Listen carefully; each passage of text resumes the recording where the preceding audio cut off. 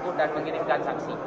Dan kami sangat berterima kasih kepada Panwas di Aceh dan juga KIP Aceh dan KIPD agar ini benar-benar disesuaikan dan ditindaklanjuti sesuai dengan hasil C1 di setiap TPS dan setiap desa yang ada di Kabupaten Pidi.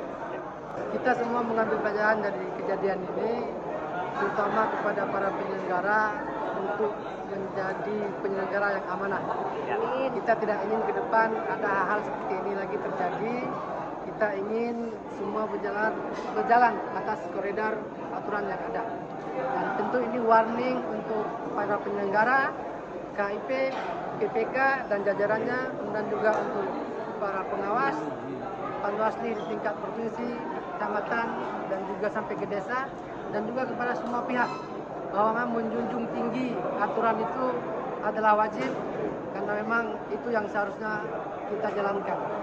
Jadi semoga hal-hal seperti ini tidak terjadi lagi di masa yang akan datang. Dan tentu saja kami berterima kasih kepada KIP, baik itu dari Aceh ataupun KIP PD. Berterima kasih kepada Panwas.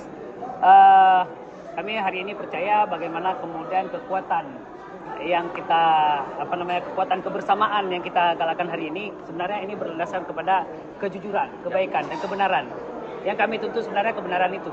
Dan alhamdulillah terima kasih kepada yang ini keadilannya sudah dilaksanakan.